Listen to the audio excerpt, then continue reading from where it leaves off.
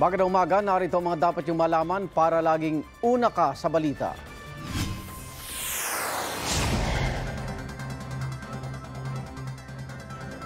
Tumila po ng isang motorcycle rider matapos bumangga sa plastic barrier sa Quezon City.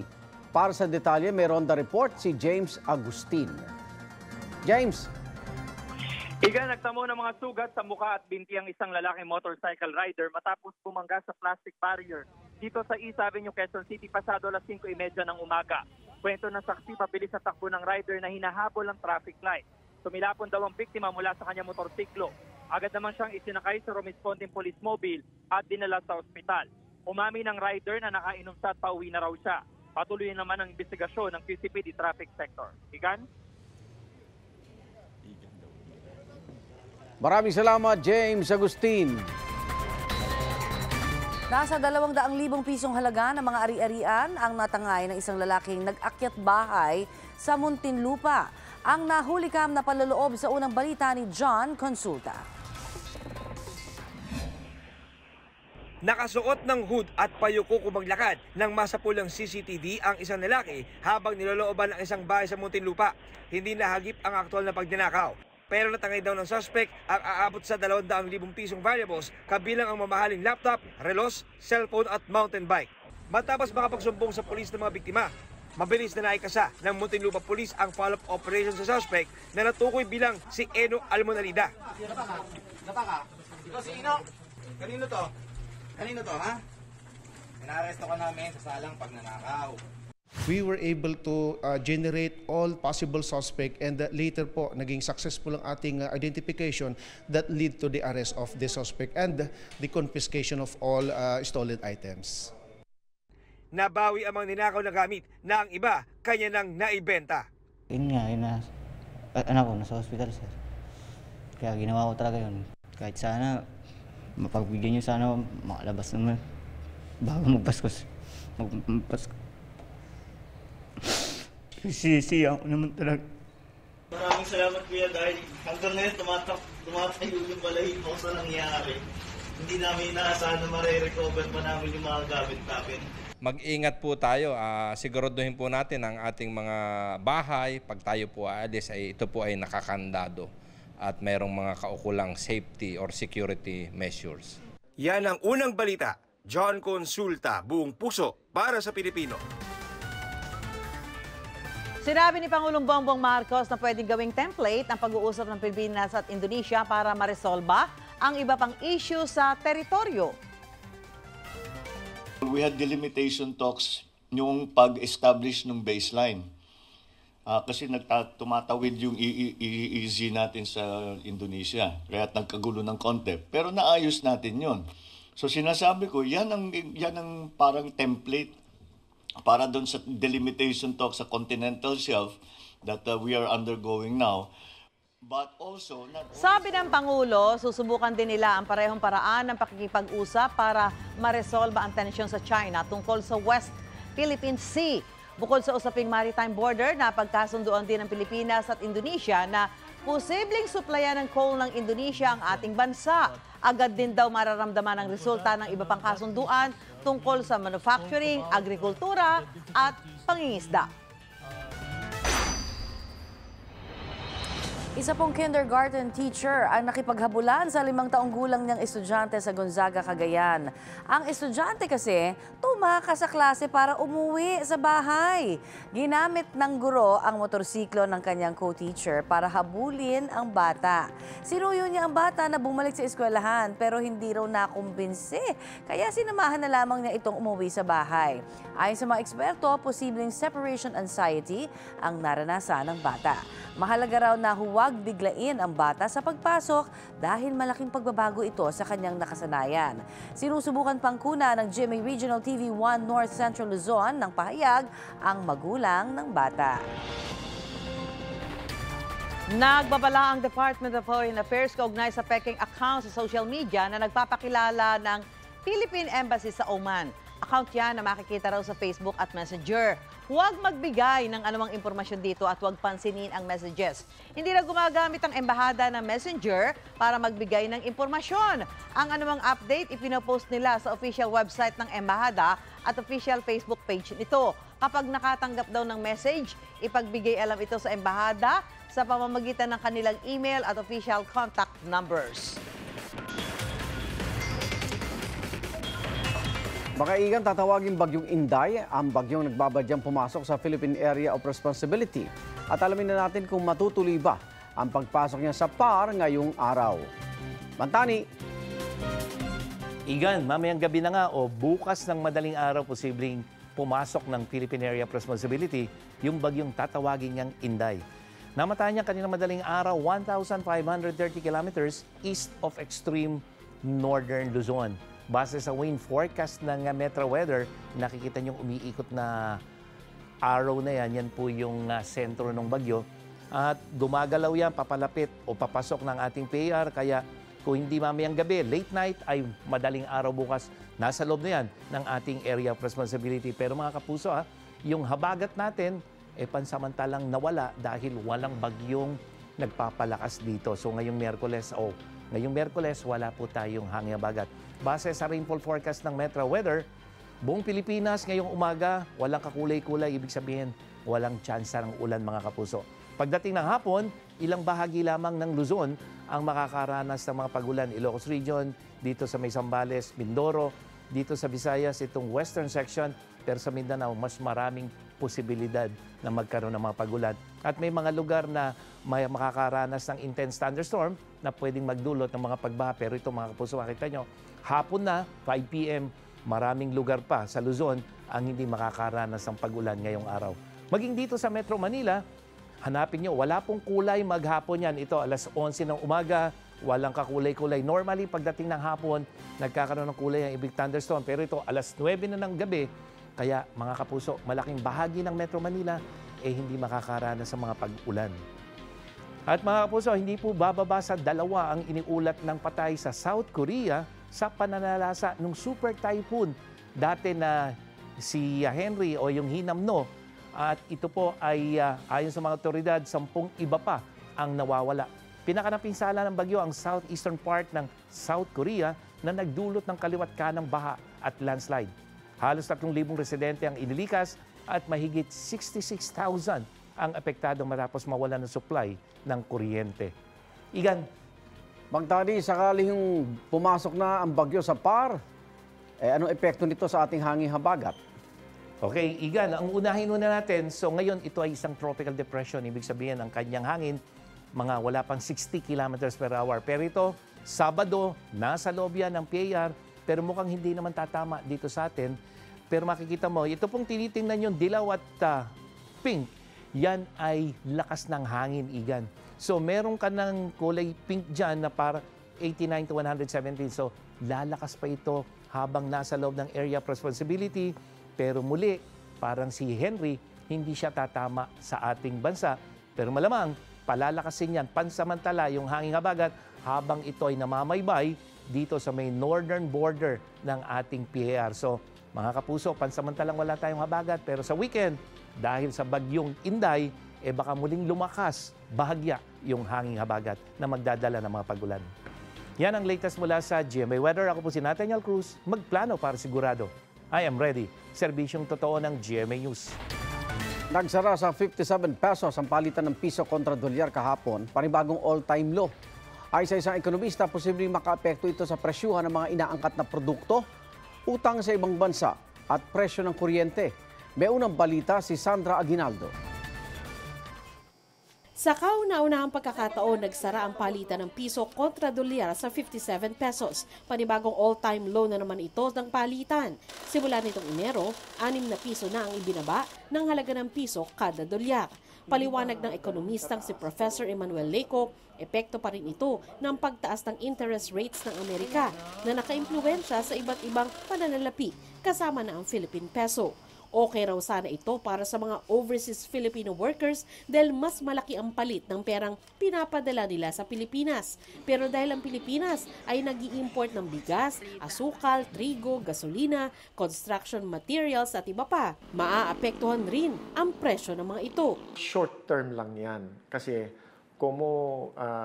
yung kanilang pinapadalhan na mga pamilya, no, ng ating mga kapatid na mga OFW, tataas naman ang presyo ng mga bilihin dito sa Pilipinas dahil nag-aangkat tayo gamit ay dolyar. May epekto rin daw ito kung may utang sa ibang bansa, halimbawa ang malalaking korporasyon. Pagka tumaas ang interest rate, ang mga inuutang ng mga korporasyon ay tataas din ang mga interest rate na kanilang babayaran. So kung ang kanilang cost of money, no, ang kanilang cost of operations ay tumataas, ipapasa din niyaan ng mga korporasyon doon sa kanilang mga mamimili. Otherwise, talagang malulugi sila o kaya mababawasan ang kanilang mga kinikita. Ang epekto din nito sa presyo ng mga bilihin o ng mga serbisyo na kinukuha ng ating mga mamamayan. Ayon naman kay Meralco spokesperson Josel Darriaga, may epekto sa presyo ng kuryente ang peso-dollar exchange rate. Dolyar kasi ang gamit sa pagbili ng ginagamit na fuel ng mga power plant tulad ng crudo at coal. Kaya pihado raw apektado nito ang generation charge. Ang independent power producers daw, 90% ng cost ay sa foreign currency. Kung mahina ang piso, meron din naman daw positibong epekto ito. Ayon sa balikbayan mula sa Amerika na si Dina Villaluz, mas maraming nabibili sa Pilipinas ang dollars niya. Wala rin daw problema kung tumaas ang presyo ng imported products dahil nariyan naman ang mga produktong gawang Pinoy. Everything we spend on is locally produced. Pabor sa amin dahil dollar earner kami. It goes a longer way here. Pero mahirap naman para sa kababayan natin dahil mahal lahat para sa kanila ang bilihin. Si Gabriel Dumanon, nagtatrabaho bilang sales representative sa Perth, Australia, nagbabalak namang magbakasyon sa Pilipinas at bumili ng property dito. Yan talaga ang plano. Mag-invest more in business, investment properties. Kaya because the conversion rate is more. Yan ang unang balita. Sandra Aguinaldo, buong puso para sa Pilipino. Samantala, ramdam na ang Pasko sa Pampanga dahil sa mga ibinibentang parol. Sa kahabaan po ng Jose Abad Santos Avenue sa San Fernando City, makikita ang mga parol na hugis, poinsettia, mga tala, Eiffel Tower, at Santa Claus with reindeer. Masaya ang mga parol maker ngayong maluwag na ang restriksyon kontra COVID. Malaking tulong daw ito sa kanila dahil mabilis na uubos ang kanilang mga panindang parol. Inilawan na rin ng Angeles City Government ang mga parol sa Abacan at Friendship Bridge. Agaw pansin tuwing gabi ang parol na kulay pula, puti at dilaw na simbolo raw ng katatagan ng mga taga-Angeles. Pinaguri ang Christmas capital of the Philippines ang Pampanga na kilala sa paggawa ng parol. Wala ng buhay nang matagpuan sa Canacao Bay ang isang lalaki na iulat na nawawala sa Cavite. Nakasabit sa mga lambat at kawain ng bangkay ni Roberto Sarangilo na madiskubre ng mga mangingisda nitong Lunes. Ayon sa inisyal na investigasyon ng pulisya, walang sugat na nakita sa anumang bahagi ng kanyang katawan. Tanging wallet na may ID at cellphone number ang nakuha sa kanyang labi. Kwento naman ng mga kaanak, Sabado pa ng umaga huling nakitang namimili ng paninda ang biktima. At nang hindi na ito nakabalik, nanawagan sila sa social media para malaman ang kinaroroonan nito. Agad na pinakremate ang labi ni Sarangilo at ngayon nakaburol na sa General Trias, Cavite. Umakyat na sa 66 ang namatay sa magnitude 6.8 na lindol sa Sichuan Province sa China.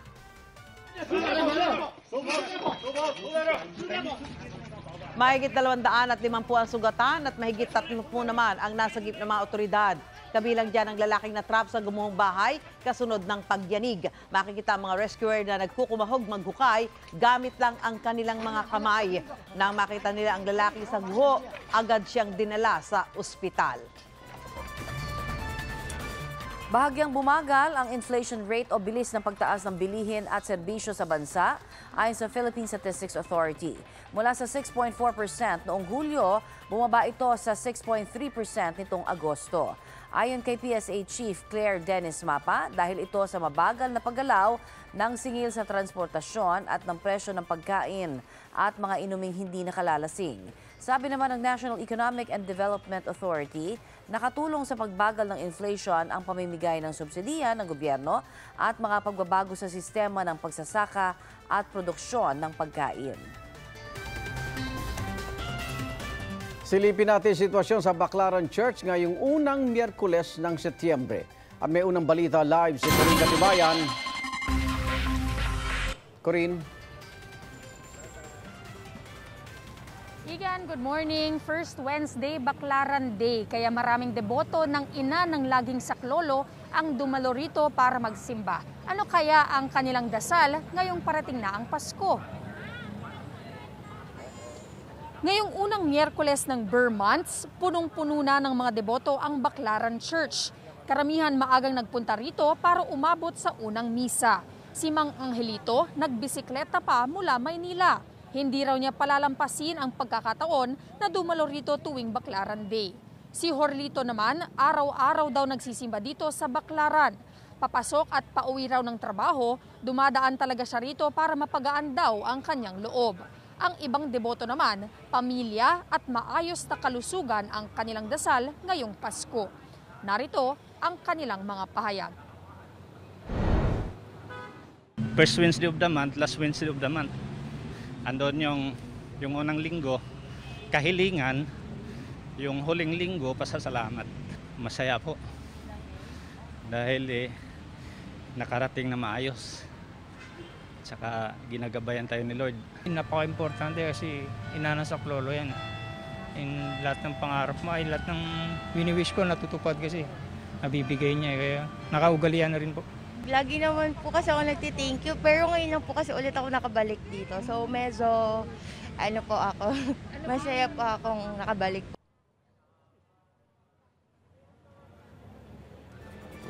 Ang nakikita nyo ngayon ay ang live na sitwasyon sa labas ng simbahan. Sa mga oras na ito, nagpapatuloy ang unang misa rito sa Baclaran Church. Patuloy na dumarating ang mga deboto na iisa ang hiling, isang mapayapa at ligtas na Christmas season. Yan ang unang balita mula rito sa Baclaran Church. Ako, si Corinne Katibayan, buong puso para sa Pilipinas. Kahit hindi na summer, marami pa rin umaakyat sa Baguio, lalo na ngayon pong Burr months na. Pamilya at magkakabarkada ang namamasyal sa mga tourist destination doon tulad ng Burnham Park. Paraan daw nila ito para makapag-relax at madama ang malamig na simoy ng hangin.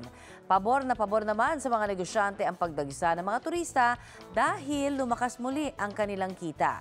Nakabantay naman ang otoridad sa mga sikat na pasyalan sa Baguio. Arestado 2 suspect na nambudol umano sa isang online seller. Ang mga suspect nagpanggap daw na buyer at nagpadala umano ng edited na proof of payment. May unang balita si Bam Alegre. Kinailangang isara ni Michael Sison ang computer shop niya sa Pasig dahil sa COVID-19 pandemic. Ang tanging kabuhayan na lang niya ngayon, online selling ng computer supplies. Pero sa halip na makabawi siya sa tulong ng pag-add to cart ng mga online customer, na-add to budol pa siya matapos niya madiskubre na edited ang mga proof of payment screenshot na ipinapadala sa kanya ng isang online scammer. Suma total, humigit kumulang 70,000 pesos ang halaga ng computer supplies ang natangay sa kanya ng suspect. Naramdaman ko hindi na dumadating sa bank account ko. Kasi nung time na yon, busy kami, so hindi ko na-check na walang dumarating pala sa account ko. Yung padala niya, as in fake talaga, inedit lang kasi unang-una wala siyang reference number tsaka yung time. Kaya ngayon yung panglimang order na niya, doon na ako nagtaka na talagang walang dumarating. Nagsimula lang muna sa keyboard na 800 pesos. Nagbayad naman daw ng maayos. Sumunod, monitor at iba pang computer supplies, 4,100 pesos ang halaga. Walang reference number at oras ng transaksyon. Sumunod, halagang halos 10,000 piso para sa solid state drive at motherboard. Ang dalawang transaction, hindi agad nakarating ang halaga sa account niya. Pero nagtiwala pa rin siya. Ang sumunod na mga transaksyon umabot na sa halagang 11,125 pesos. Laking gulat at pagtataka niya na hindi niya account number ang ipinakitang recipient. Mali-mali pa raw ang symbol sa total amount, baligtad ang kuwit at ang decimal point. Dito na nagsumbong sa Eastern Police District Anti-Cybercrime Team si Michael at nagkasa sila ng entrapment. Umorder pa kasi uli ng computer supplies na nagkakahalaga ng 46,000 pesos ang suspect na kinilalang si Greco Jose Gonzalo. Natuntun muna ng mga operatiba ang address kung saan ipinadala ang supplies. Ipinadala ito ni Gonzalo sa kaibigang si Virgilio Agito na inaresto rin ng pulisya. Si Agito nagturo sa pulisya kung saan matutunto ng pangunahing suspect na si Gonzalo. Hindi naman po yung intention na ganun po. Paano nangyari? Ayun po, parang makatulong na po sa pamilya. Nabawi ng pulisya ang computer supplies na mahigit 46,000 pesos ang halaga na ginamit sa entrapment. Nasa kustudiya na ng pulisya ang mga suspect at nahaharap sa reklamong estafa. Para sa unang balita, Bam Alegre, Buong Puso para sa Pilipino. Bumabalang saglit ang driver ng isang van na nasa Katipunan, Quezon City. Sumalisi na agad ang isang lalaki magnanakaw at tinangay ang kanyang pera at cellphone. May unang balita si James Agustin. Nakaparada sa Katipunan Avenue, Quezon City ang L300 van na ito pasado alas 10:30 kagabi. Sa isa pang anggulo ng CCTV, kita na ang isang lalaki na tumatakbo papalayo sa lugar. Nakasuot ang lalaki ng sando, shorts at sombrero. Tila nakipagpatintero pa siya sa mga sasakyan hanggang sa makatawid sa kabilang lane ng Katipunan Avenue. Ang lalaking nahuli kang nagnakaw pala ng bag mula sa L300 van. Kwento ng biktima, may hinihintay lang siyang kasamahan na ihahatid sa ospital. Bumaba lang daw siya saglit sa sasakyan. Nagulat na lang daw siya pagbalik na nawawala na ang bag. Nung pagtingin ko sa bag ko, wala na doon. Tapos nung naisip ko, parang yung lalaki ang kumuha, yung dumaan kanina. Ayun, nung sinusundan ko siya na sinigawan ko pa nga, tumakbo na siya. Kanina, tumakbo na. Binitawan daw ng lalaki ang bag pero wala na ang wallet na naglalaman ng 500 piso at mga ID. Nakuha na rin ang cellphone na nagkakahalaga ng 7,000 piso. Problemado ngayon ang biktima dahil pansamantala siyang mahihinto sa kanyang trabaho bilang driver. Siyempre andun yung contact ko sa mga boss ko, tapos yung sa asawa ko, sa pamilya ko, tapos yung sa license, siyempre hindi naman ako makapag-drive dahil wala na ako lisensya. Ayun, saka yung SSID. Agad na dumulog ang biktima sa barangay. Kahit nakuha na ng CCTV ang insidente, hirap matukoy ang pagkakakilanlan ng sospek. Karamihan dito gumagawa ng ganyan krimi sa amin, mga dayo eh. Hindi natin maano kung taga rito kasi ang tumakbo siya ng papuntang UP Town, tapos naka-face mask. Kaya hindi natin maano yung talaga ma-point kung sinong tao na yan. Mas dadalasan daw ng mga taga-barangay ang pag-iikot sa kanilang nasasakupan. Makipag-coordinate din sila sa mga kalapit na barangay para malaman kung residente doon ang sospek. Yan ang unang balita sa Quezon City. James Agustin, Buong Puso para sa Pilipino. Nakumpiska ang mahigit 148,000 pesos na halaga ng umano'y iligal na droga sa magkahiwalay na buy-bust operations na nakalipas na magdamag. Arestado sa Barangay BF Homes, Parañaque, si Jofel Ordonez. Humigit kumulang 4 na gramo ng umano'y shabu ang nakuha umano sa kanya. Timbog naman sa Barangay Almansa 1, Las Piñas City, sina EJ Inocencio at Aldrive Blas. Nakumpiska sa kanila ang mahigit 1,000 gramo ng umano'y marijuana. Hindi na sila nakuna ng pahayag. Lubharaw mapanganib para sa publiko na gawing optional ang pagsusuot ng face mask sa labas ng bahay. Yan ang sinabi ni infectious diseases expert Dr. Ron Gensolante kasunod ng kautusan ni Cebu City Mayor Mike Rama na hindi na mandatory ang pagsuot ng face mask sa Cebu City.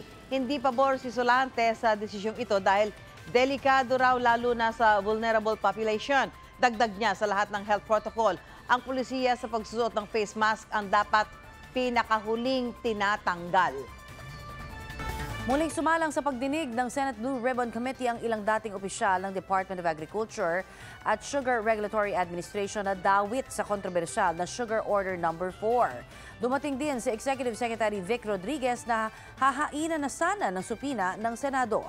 May unang balita si Mav Gonzalez.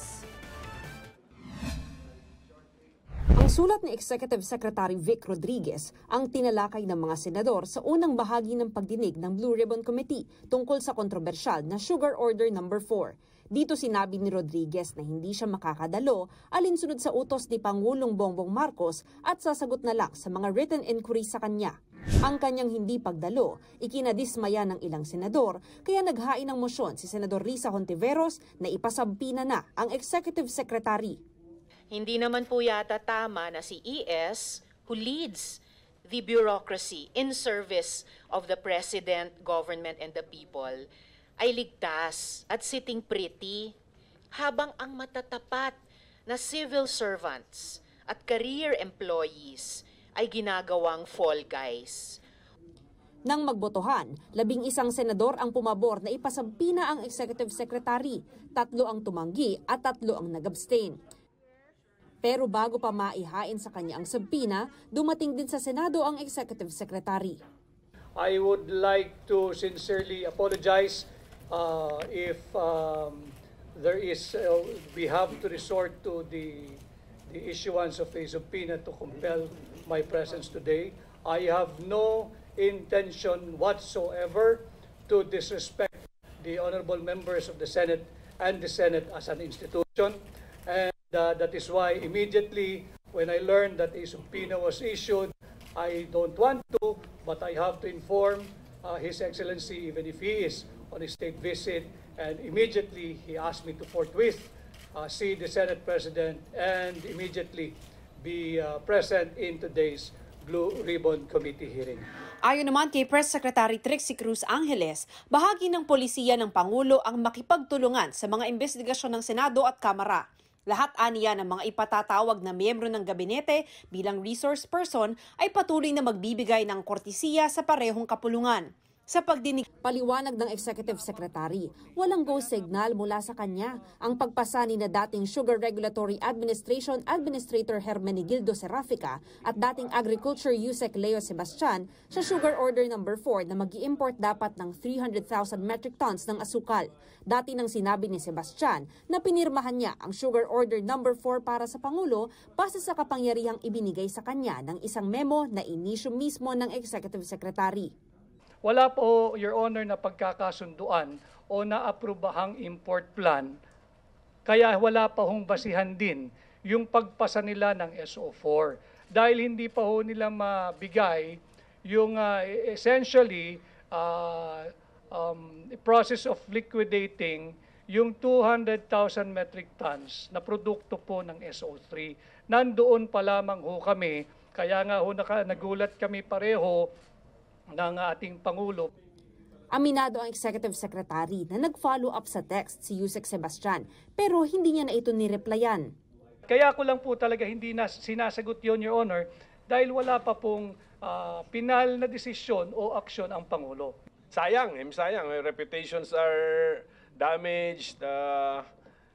It's not even it taints the start of the Marcos administration na merong parang fiasco na ganito. Just a little improvement in the communication Sayang lang. I mean, nasasayangan lang ako dahil ang sagot mo kasi I purposely did not answer. You could have answered that we are not yet ready to give you approval or wait for a while. Sabi pa ng Executive Secretary, simula pa lang daw isinusulong na ng SRA Board ang pag-import ng 300,000 metric tons ng asukal. Numerong ayon sa SRA ay rekomendasyon mismo ng stakeholders.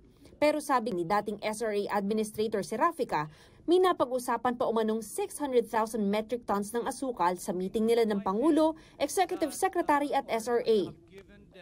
The President mentioned about a volume of 600,000 metric tons. 600,000 metric tons yes, ang binanggit ni Presidente na volume. Okay. And I said, Mr. President, that may be too much because starting August 1, First Farmers has already accepted canes delivery from farmers. And anytime this week, they will start milling. Yes, this was discussed on our Zoom meeting together with the President. And he mentioned the 600,000. Ayaw na nga ng Presidente ng 300,000 metric tons, 600,000 pa. I don't believe the president had said that. Impossible. The president will not come up with a figure at the top of his mind. You better clarify, Mr. Serafica, you are very close to being cited for contempt. Wala hong debate na dapat tayo ay mag-angkat. Wala pong debate na dapat tayo mag-import. Nahinto na lamang po kami kung magkakano talaga yung amount na dapat nating iangkat. At wala pong katotohanan na nanggaling kay Pangulong Marcos yung 600,000 metric tons. Pero para sa United Sugar Producers Federation, walang shortage ng asukal. Artificial, yes, but there is no actual shortage. Artificial shortage resulted into price escalation. That is correct po. So, Mr. Serafica is lying? Yes po. Pinakalat nila po, especially Mr. Serafica, to the other federations, that there is a shortage. Tatlong phrases yun eh. Kakapos na, kakulang na, wala na. Wala nang asukal. Tapos na. By August, sabi niya, there will be no more sugar. So there is a national emergency.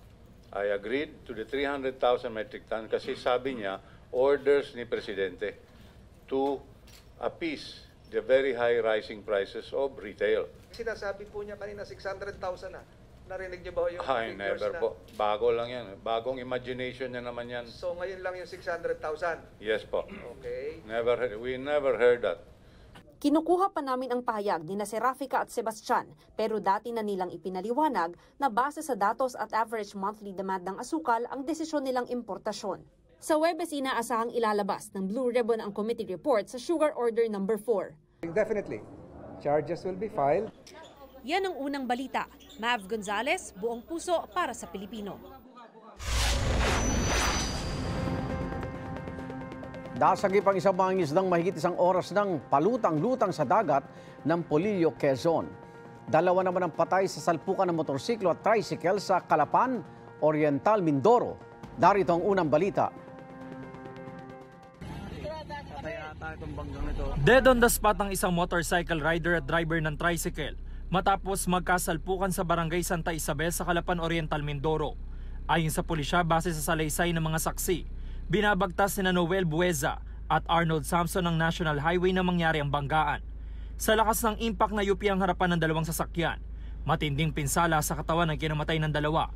Agad namang dinala sa ospital ang angkas sa motorsiklo at sakay ng tricycle. Patuloy ang investigasyon sa insidente.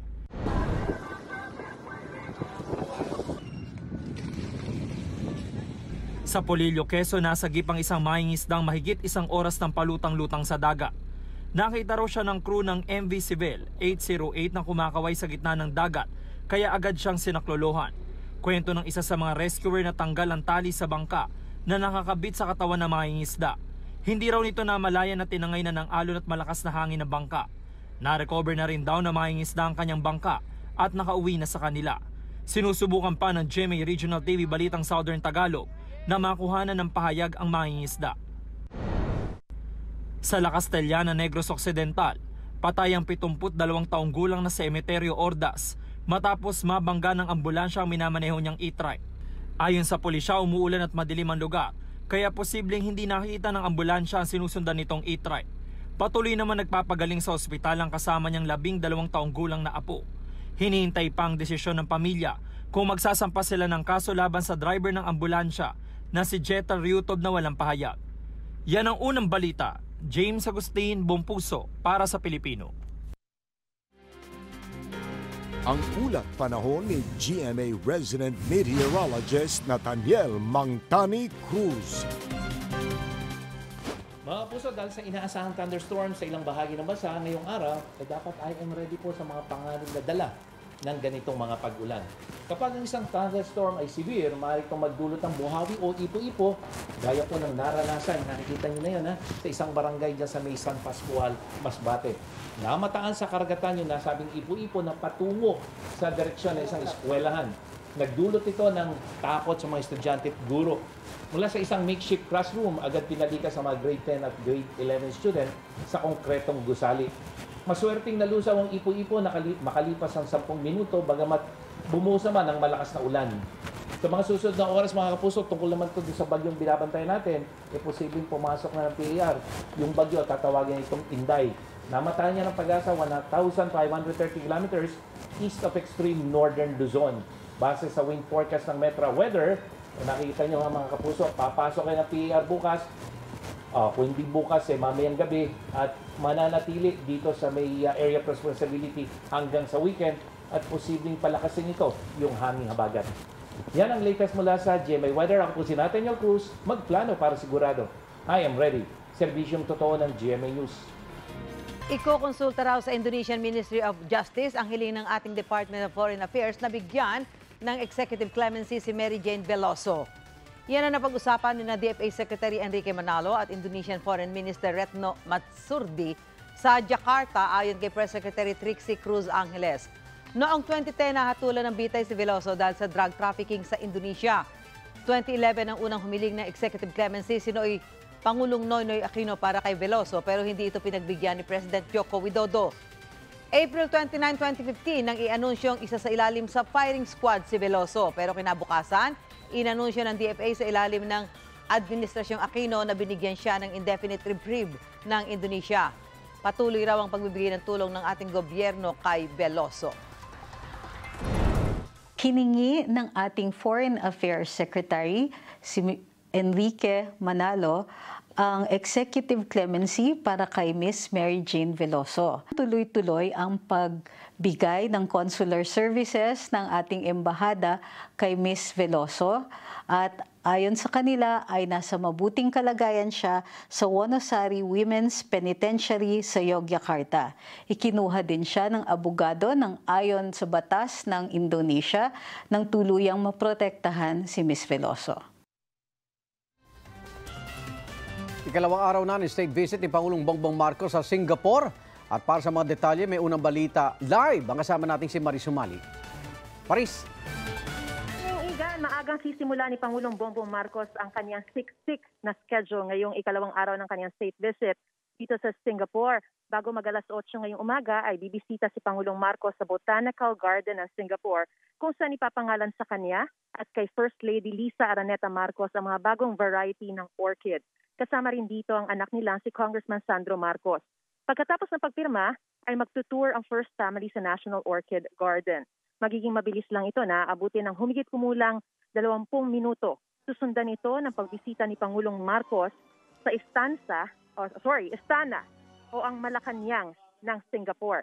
Magkakaroon ng bilateral meeting sa pagitan ni Pangulong Marcos at Singapore President Halima Yacob at susundan ng bilateral meeting niya kay Singapore Prime Minister Lee Hsien Loong. Inaasahan magkakaroon din ng pagpirma sa Memorandum of Agreement kabilang na tungkol sa regional counterterrorism, cybersecurity, and personal data protection. Inaasahan ding matatalakay rito ang pagpapanatili ng kapayapaan at stability sa pinagagawang teritoryo sa South China Sea. Kahapon inanunsyo ni Secretary of Migrant Workers Toots Ople na ngayong araw pipirmahan ang joint communique kasama ang Ministry of Health ng Singapore para makapag-hire ng mas marami pang Filipino healthcare worker dito. Tatalakayin naman ang economic state ng bansa sa idaraos na Philippine Economic Briefing sa pangunguna ng Bangko Sentral ng Pilipinas at Department of Finance. At susundan ng roundtable discussion kasama ang Department of Trade and Industry at Department of Finance. Samantala, alas 6 ng gabi mamaya ay babalik na rin ang Pangulo sa bansa. Dala-dala ang mga bagong kasunduan maghahatid ng paglago sa ekonomiya at seguridad ng ating bansa. Yan ang latest mula rito sa Singapore. Balik sa iyo, Igan. Maraming salamat, Maris Umali.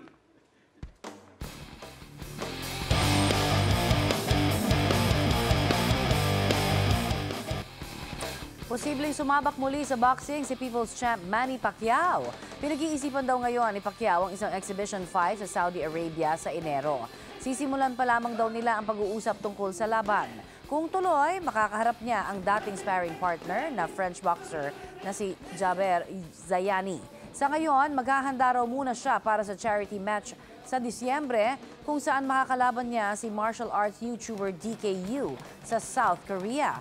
Huling sumabak sa laban si Pacquiao noong August 2021 kung saan natalo siya ni Cuban boxer Yordenis Ugas. Malabali Resort naman sa Indonesia ang look ng isang istasyon ng pulis sa Kalibo, Aklan. Nakaset up ang mga aesthetic na ilaw at mga halaman. Ayon sa ulat ng Super Radio Kalibo, parte raw ito ng Oplan Maanyag ng Altavas Municipal Police. Ang ibig sabihin ng Maanyag ay maganda sa Aklanon. Bukod daw sa pag-aalis ng stigma at takot sa mga pumupunta sa istasyon ng pulis, hangad daw din nila na maging komportable ang mga pumupunta roon. Kinagulat ang isang pamilya itsura ng isang biik na isinilang sa EB Magalona, Negros Occidental. Ang biik po kasi nag-itsurang elepante dahil sa tila elephant trunk sa kanyang ulo. Ay sa may-ari, natatangi ang biik na ito sa isang dosenang isinilang ng kanilang inahing baboy. Pero dahil walang butas ang ilong nito, namatay din ang biik matapos ang 30 minuto mula nang ito'y ipanganak.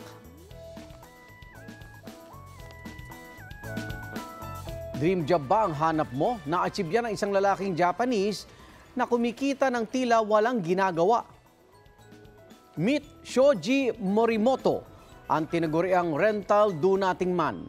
Companion business sa kanyang negosyo kung saan nagsisilbi siyang travel buddy. Pwede rin daw siyang makipaglaro sa siso, magatid sa istasyon ng tren at makipag-usap sa customer habang ine-enjoy ang tea at pastries. Kwento ni Morimoto, nag-inspirasyon niya ang pagsabi sa kanya ng walang ginagawa na nakatrabaho sa isang publishing company. Ngayon, 4 na taon na ang kanyang companion business at umabot na rin sa 4,000 ang nabook niyang kliyente.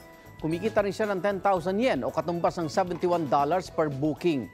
Ito rin daw ang pinagkukunan niya ng sustento sa kanyang pamilya. Ngayong inaasang darami na naman ang insidente ng hold-up sa pagpasok ng Vermonts. Nagsagawa ng simulation exercise ang Quezon City Police District. May unang balita live si James Agustin. James. Gang, good morning. Nasubok ang pagresponde sa krimen ng mga pulis sa isinagawang simulation exercise ng QCPD kanina na ang senaryo ay robbery hold-up. Asahan na raw ng publiko ay mas maraming pulis lalo na sa mga kalsada ngayong Vermonts. Senaryo sa simulation exercise na ito ng QCPD sa Viluna Avenue kaninang madaling araw na nagkaroon ng kunwaring robbery hold-up. Mismong si QCPD Director, Police Brigadier General Nicolas Torre III ang tumawag ng responde. Matapos sa mahigit 2 minuto, dumating ang mga pulis mula sa QCPD Station 9. Huminto naman sa baging ito ng EDSA Sentry si Torre. Kunwaring robbery hold-up din sa isang restaurant ang senaryo. Alarm 120, robbery hold-up, Eton Sentries along EDSA northbound. Matapos lamang ang halos 1 minuto at 30 segundo, dumating ang police mobile ng QCPD Station 10. Sabi ng mga responding police, nakabantay sila malapit sa MRT Kamuning. Agad daw silang umalis nang marinig sa radyo na may hold-upan. May hold-upan, sir. Alarm 120. Kaya tumakbo na agad kami, sir. Ayon sa QCPD, mas marami ng pulis na nakakalat ngayon sa mga kalsada simula nang isinara ang mga PCP. Halos 1,200 na pulis ang ipinakalat sa buong lungsod na maaaring mahingan ng tulong ng publiko. Paghahanda na rin daw ito ngayong Vermonts. I'm really satisfied at yan ang gusto natin. Pag tumawag tayo ng pulis, 2 minuto, andyan ang pulis. Kailangan lahat sila ay naka-ready na nakikinig sa radyo. Pag sinabi natin na may hold up, darating sila para responde. Nananawagan naman ang QCPD sa publiko na agad na mag-report sa kanila para agad na marespondehan ng mga pulis. Sana pag may makita kayo na kakaiba o kailangan nyo ng police response, tawag agad sa pulis. May hotline naman na nandyan sa ating mga Facebook at sa mga nakapakalat sa iba-ibang parte ng Quezon City. Iga nasa 52 na PCP yung pansamantalang isinara na muna para ma-deploy yung mga pulis sa kalsada. Para sa mga kapuso naman natin na merong concerns at gustong idulog, ay maaari silang magtungo diretso sa police station. Yan muna ng balita mula rito sa Quezon City. Ako po si James Agustin, buong puso para sa Pilipinas.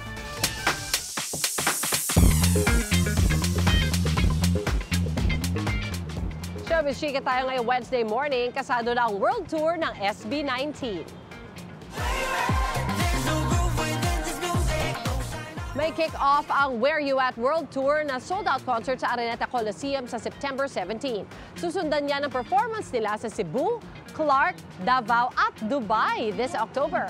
Sa November naman, magko-concert sina Pablo, Josh, Tel, Ken at Justin sa New York, Los Angeles at Singapore. Madadagdagan pa raw ang tour dates kaya abangan ang announcement para dito. Congrats, guys! Kapuso, mauna ka sa mga balita. Panoorin ang unang balita sa Unang Hirit at iba pang award-winning newscasts sa youtube.com/GMA News. I-click lang ang subscribe button. Sa mga kapuso abroad, maaari kaming masubaybayan sa GMA Pinoy TV at www.gmanews.tv.